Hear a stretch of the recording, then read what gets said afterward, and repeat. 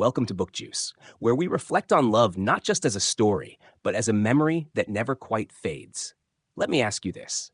Have you ever had someone slip out of your life, and even years later, you still feel them like they just left the room?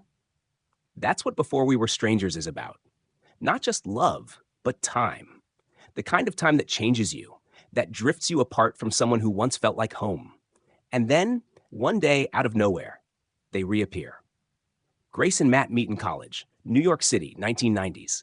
Both artists, both hungry for something bigger. And in that messy, magical space between youth and adulthood, they fall in love. But life happens. Graduation, career choices, miscommunication. They part ways, not in a dramatic explosion, but in silence.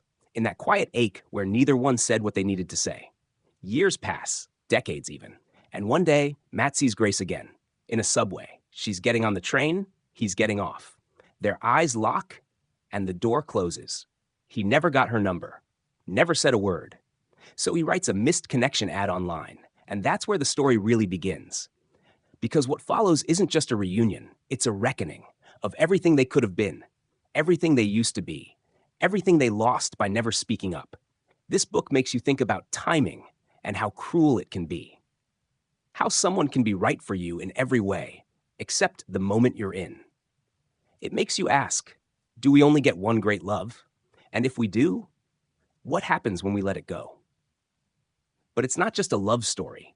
It's a story about becoming, about the versions of ourselves we grow into, the people we have to be before we're ready to come back to love with clarity and courage. Matt and Grace don't just fall back into what they had. They rediscover each other. They face the pain. They ask the hard questions, because that's what real love is. Not a fairy tale, but a choice to return. A willingness to meet each other again with open hearts and honest words. Time passes, life happens, distance separates, but love finds a way back. And yes, we say it out loud because it matters. So let me ask you this. Is there someone, a person, a dream, even a part of yourself that you lost along the way, but still wonder about? What would happen if you reached back out? Not with regret, but with truth. Drop it in the comments. Let's talk about love, timing, and the courage to reconnect, even after all these years. And hey, if you're listening to this while doing laundry, driving home, walking in silence, that's why BookJuice exists. Reflections made for real people, with real lives, who still believe in real love. Grab the book, revisit the memory, and remember, this is BookJuice. Short reflections, deep connections.